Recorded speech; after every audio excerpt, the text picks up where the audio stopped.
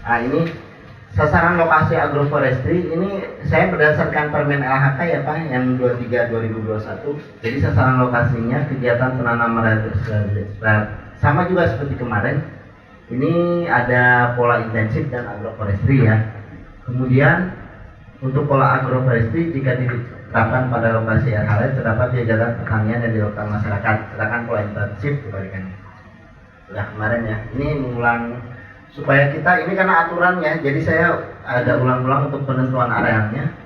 Prinsipnya untuk hutan lindung ini Bu, yang hutan lindung ya. Jadi optimalisasi pemanfaatan ruang tumbuh dan efisiensi penggunaan tanah dan air, tidak mengurangi, mengubah dan menghilangkan fungsi utamanya sebagai hutan lindung. Kemudian pengelolaan tanah terbatas. Berarti yang terbatas boleh tadi ya Bu ya. Yang terbatas itu yang hanya ini apa sekedarnya gitu, tidak intensif, tidak sampai dicampur semuanya atau digugurkan ya, terbatas bisa kita persepsikan di sekitar penanaman tanaman pohon. Kemudian tidak melakukan penebangan pohon dalam penyiapan lahan. Kemudian tidak menimbulkan dampak negatif terhadap biofisik, sosial dan ekonomi. Tidak menggunakan peralatan mekanis dan alat berat. Ya. Tidak membangun sarana dan prasarana yang mengubah bentang alam. Nah ini dulu hutan lindung ya. Jadi mudah dipahami kan ini ya. Kalau secara aturan jelas, tapi kalau di lapangan implementasinya ya memang berat. Tergantung dari lokasinya ya. Kemudian lokasi masih di hutan lindung, ruang tumbuh pada blok pemanfaatan pada hutan lindung, kemudian areal yang saat ini dimanfaatkan masyarakat untuk kegiatan pertanian, perkebunan, perikanan yang berada di hutan lindung. Areal bekas perambahan, areal tidak berhutan, tidak produktif, areal yang tidak sesuai dengan peruntukannya.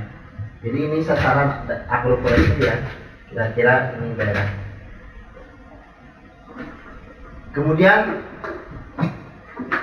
agroforestry di luar kawasan, mungkin ini juga tidak terlalu terkait dengan ibu dan bapak ya, karena bapak dan ibu semuanya rata-rata di dalam kawasan.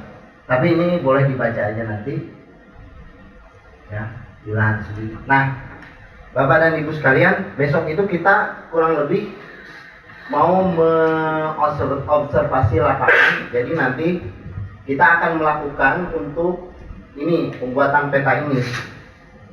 Tapi kan tidak sebaku ini, karena apa? Karena kita posisinya pertama aset kita untuk lokasi tempat praktek SHP-nya belum punya ya.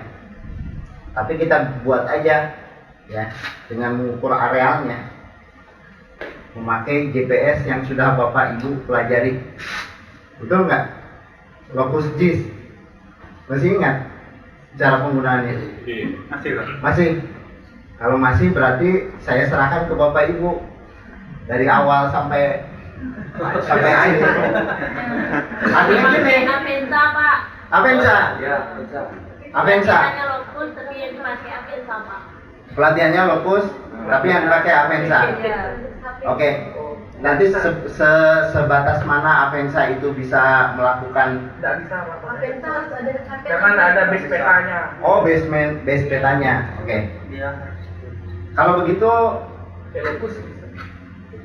lokus, maksudnya gini, saya yang penting Bapak Ibu bisa menggunakan GPS. Kami akan bukan mengajari ya, memperkenalkan, karena tidak selalu Bapak Ibu pegang ini kan, atau ada yang selalu pegang ini? Ada. Tipe agak rendah sedikit ya, tapi Bapak sudah sering pegang ini ya. Jadi untuk pengukuran batas areal agroforestry biasanya kita menggunakan GPS ini. Kemudian yang paling penting dari penggunaan GPS adalah apa? Yang paling penting dari penggunaan GPS adalah setting GPS. Betul nggak Pak? Iya. Settingnya, yang lebih penting settingnya. Kalaupun ngambilnya sudah nyala, diambil titiknya, kalau nggak disetting dulu, itu bisa banyak kesalahan. Termasuk yang GPS di ponsel. Itu harus disetting dulu. Nah, kebetulan Avanza dengan Locus JIS saya tidak biasa pakai. Yang biasa pakai GPS esensial kalau yang di HP. Jadi yang saya share ke Bapak dan Ibu adalah penggunaan GPS 78 yang hitam itu, yang hitam ini, settingan yang ini, kemudian ditambah yang GPS esensial. Nah sekarang Bapak dan Ibu tugasnya malam ini mempelajari cara setting, terserah mau kelompoknya sepakat menggunakan apa. Sepakat menggunakan Avanza, sepakat menggunakan Locus, ya, atau mau GPS ini. Oh, itu Jepang. Ini GPS, yang penting di settingnya. Nanti Bapak Ibu sepakati mau menggunakan yang mana. Tapi ini penggunaan ini harus bisa, nggak harus bisa mungkin ya. Kalau terlalu ini harus bisa, tapi mengenal lah minimal cara settingnya nih. Ya, ini yang pertama penggunaan alatnya. Tapi belum sampai di situ. Jadi yang penting itu nanti kita akan menggambarkan batas luarnya ini, ya kira-kira begitu. Kemudian memplotnya di peta, di melayoutnya di kertas A4. Kemudian kita hasil legenda ini dari informasi yang sangat terbatas tentunya. Nanti kita coba sambil jalan aja untuk layoutnya. Tapi yang paling penting pengambilan data di lapangannya. Bapak dan Ibu sekalian, kalau batas luar 1,5 hektar itu memang kecil. Kalau di peta yang kemarin skalanya berapa? 5.000 sampai 10.000 kan? Jadi skala itu untuk 1 hektar mungkin hanya lingkaran begini aja kecil. Tapi kita lihat ya. Nah ada juga cara melayout itu. Saya sudah share cara melayout di kertas milimeter blok. Jadi Bapak Ibu ya, kalau misalnya punya Bapak Ibu petani, kemudian kawasannya sangat luas, hanya Bapak dan Ibu petani saja yang ke kawasan, ya mungkin bisa mereka diajarin aja untuk ngambil titik GPS. Nanti kalau ukur layoutnya tidak biasa untuk menggunakan QGIS ya, Quantum GIS atau ArcGIS atau Locus GIS bisa ya, layout langsung di situ. Nggak bisa juga kan? Pindahkan ke QGIS ya. Oh iya, berarti layoutnya sama di QGIS. Nah, bisa layout di sini. Kita bisa menentukan luasan sama hanya layout sederhana, tapi memang nggak bisa di peta situasikan. Jadi hanya titik itu saja gitu yang membuat poligon, kemudian dihitung luasnya udah bisa. Memakai teknik ini hanya agak lama, nanti kita di ujung aja terakhir ya. Kalau peta pakai komputer udah jadi, ini kita gunakan ya. Ya supaya bapak mengenal juga cara menghitung manual.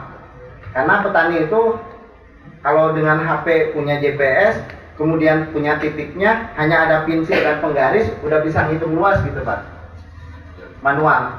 Ya mungkin itu juga siapa tahu sangat berguna. Boleh Pak, Ya. dilakukan bahwa laptop KSK. Ya minimal kalau untuk menghitung luasan udah ketahuan sekitar sekian. Itu ini kita yang pertama di perencanaan areal itu mengukur batas areal ini ya.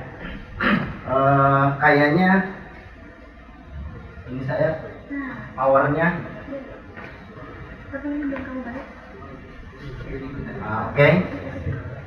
Kemudian yang kedua Bapak Ibu, nah nanti kita akan melakukan survei yang dikatakan Pak Abid tadi.